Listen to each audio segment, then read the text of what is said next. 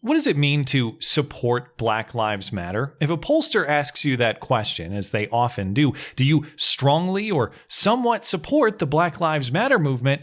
What question are they even asking you? What question are you answering? Are they asking about the value of human life? Are they asking about the narrative that police target black people for abuse? Are they asking about the formal group's self-avowed Marxism and disdain for what they call the Western prescribed nuclear family? Or are they simply holding you hostage until you put your fist up so you can get your not racist gold star sticker and go about your day? Nobody knows. The phrase Black Lives Matter is just a generic club to use to beat people into ideological submission. And that's useful. It's useful to be ambiguous and to frame it simply as something a good person supports and a bad person opposes. That ambiguity can be used for cover to push a lot of things people would otherwise never support. Violence, destruction, theft, intimidation, and everything else in the spring and summer's parade of horribles. And that ambiguity isn't just tactically useful, it's financially lucrative too. That's the other crucial way to consider this question.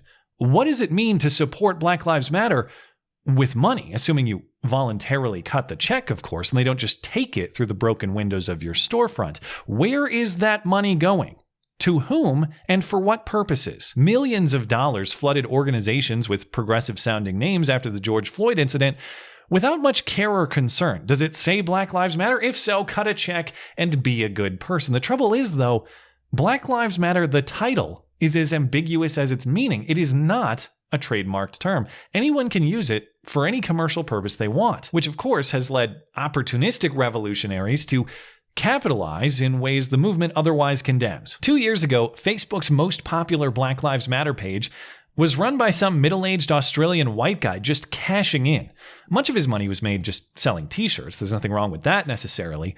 But he also took in $100,000 in donations. What happened to all that money? Who knows? Blew it all on Fosters and didgeridoos. There's no demonstration that even a single dollar from that fund went to the racial justice intent behind the donations. The name Black Lives Matter has been used by various schemers for phishing and other scams, and sometimes the confusion isn't even malicious. Over the summer, the Black Lives Matter Foundation was flooded with donations, but that organization is unaffiliated with the Black Lives Matter movement. The guy who runs this organization says he actually coined the phrase years ago and had the name stolen from him.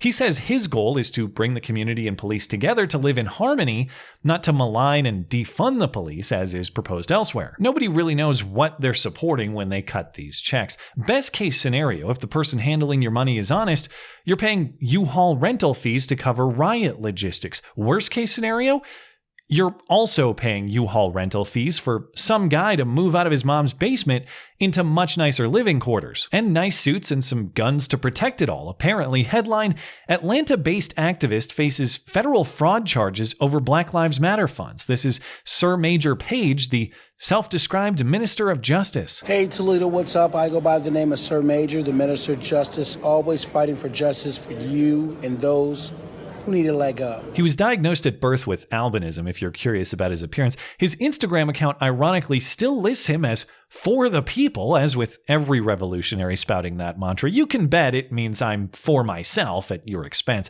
He's an actor. Apparently he was in American Horror Story. He's a model and an investigative reporter. More ironic still, since it turns out he just got investigative reported. Since at least 2018, Sir Maejor Page has run a Facebook page called Black Lives Matter of Greater Atlanta, soliciting donations through a GoFundMe account. Until May, funds in the account were modest, only a few $1,000s.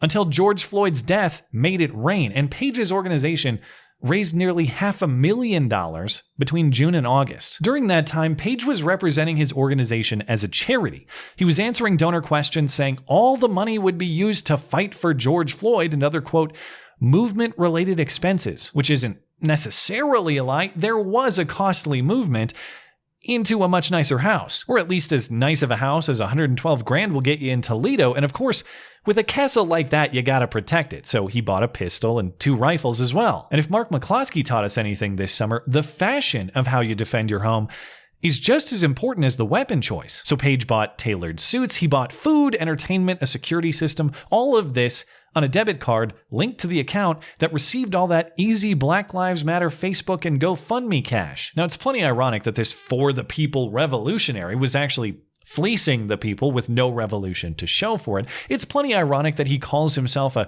truth-seeking investigator when just a little truth-seeking investigation would have exposed this fraud much more quickly. But the ultimate irony in this story is that didn't happen. This fraud was only exposed because this guy was dumb enough to expose it himself. The investigation was launched after authorities received a complaint that Page was a fraud. How did the complaint maker know?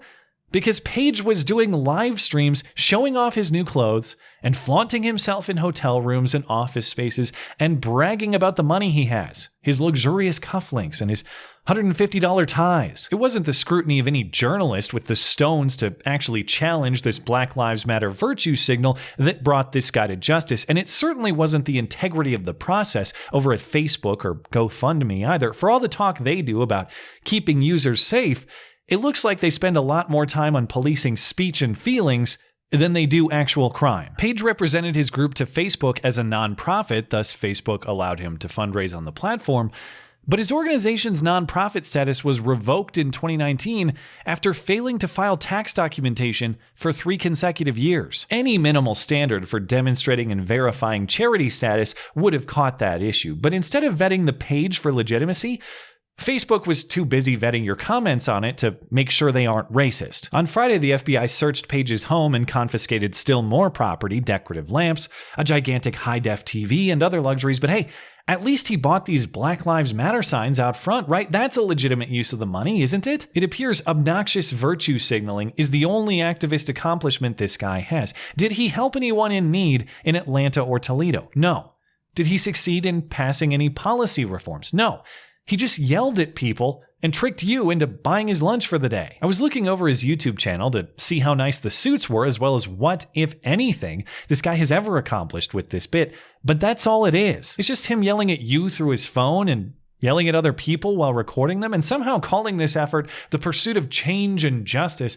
Here's one from 2018 where he's standing outside a Toledo police building just heckling cops. We come to do some police accountability right here in the city of Toledo. Hey, y'all been in the black neighborhoods doing SWAT raids, fake mock raids? No comment?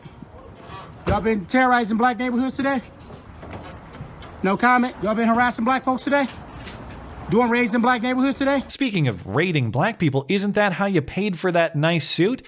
It's pretty weird that these cops, otherwise bloodthirsty for black people, are suddenly quenched, but I guess they must have mistook you for a white guy. If so, though, stranger still, that privilege isn't going to keep you out of prison. Sending a nigga to jail, sending a black man to jail, sending a black family, destroying a black family, and sending them to prison for the same offenses that white people do, that's slavery. That's modern-day slavery.